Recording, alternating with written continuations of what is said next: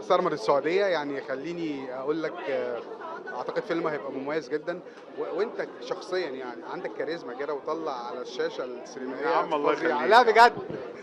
يا عم الله يعني يخليك. كلمني عن فيلم أندريكتور. والله بص بقى انا ما بعرفش أنا هو سؤال هو يا رب بدائي كده. بص فيلم انا بحب نعمل افلام تضحك الناس فيعني بس يا رب يضحك الناس مش عايز اكتر من كده ويا رب انا مش عارف يعني فيلم كوميدي.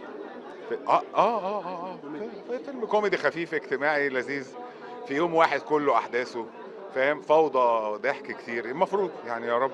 الأفلام اللي هي بتبقى في يوم واحد دي بتبقى من النوع الصعب شوية إنك تقدر اه تلم الأحداث كلها في يوم واحد، غلس علشان أنا كمشاهد أبقى قاعد مركّز اليوم كله. غلس بس لما تعمله كويس بيبقى حلو بيبقى تيمبو حلو وتلاقي نفسك مش زهقان والفيلم مش عايز الفيلم يخلص لكن صعبة كانت متعبة. سينما الشباب أو البطولة الشبابية أنا باعتقد إن هي دلوقتي الناس تميل ليها أكتر.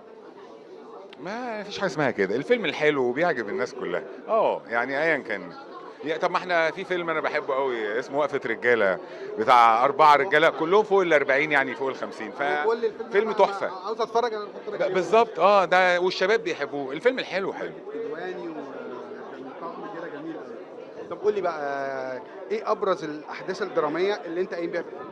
لا مواقفات مفيش درامية. لا مفيش الكلام ده مفيش الكلام ده ما فيش في الكلام ده. لا مفيش مش الكلام هالاقي ده خش اتفرج. أنا خلي بالك أنا باقول كده عشان الناس تعرف فتيجي تتفرّج. ما هم كمان يخشوا يتفرجوا يلا خش اتفرج اما احكيه لك ما يبقى لأ مش حلاوتها في ايه. هتحكي لي، مش هتحكي لي، أنا بس أبرز الملامح.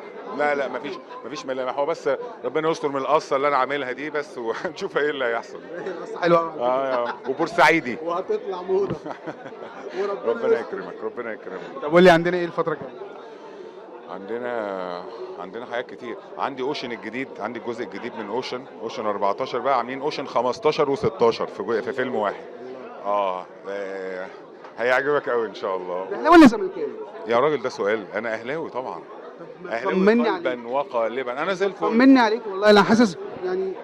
انا زي لا بالعكس انا كلمت كل اصحابي قلت لهم برافو ونايس وهم كانوا احسن والزمالك كسب لان هو كان احسن واحنا ما كناش كويسين. احنا تمام لا على فكره الاهلاويه شبعانين يا استاذ الاهلاويه تمام ما تقلقش علينا. نهائي القرن السوبر القرن برضه.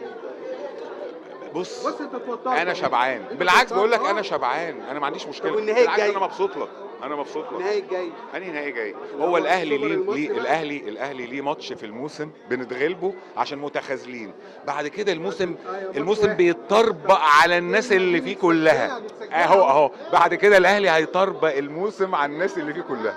واضح ان انا يوم السوبر هكلمك. ده انا هنزل لك البتاع دي عندي على الصفحه اتفقنا. بجد خلاص استعد بقى. الاهلي خسر السنه دي خلص. طب قول لي يعني احتفال دونجا ماله عجبك؟ ما هو اسمه ايه اوفر برضه عادي لا، يعني اللي هو هل انت ذبحتني انت كل بتاع ده عشان اتعادلتوا في الانتهاء. بتاع يعني ما تدخلنيش في الكوره الله يخرب عقلك. دايما متعلق حبيبي. العلاقات المصريه السعوديه شايفها ازاي بما ان احنا قناه سعوديه؟ زي الفل والله اصلا انا مبسوط قوي للسعوديه الوقت ده بقت من اهم مراكز الفنيه في المنطقه اللي احنا فيها واللي هم عاملينه ده في الوقت اللي السينما المصريه يعني ايه عايزه تشد حيلها كده حاجه عظيمه جدا انا مبسوط. عملت حاجه في موسم الرياضه؟ عملت حاجه في موسم الرياضه؟ لا لسه انا بشتغل قليل وباخد وقت في كل حاجه انا مجنون شويه ان معلش. شاء الله الاهلي يكسب الماتش الجاي عشان انت راجل طيب. يا رب حبيبي.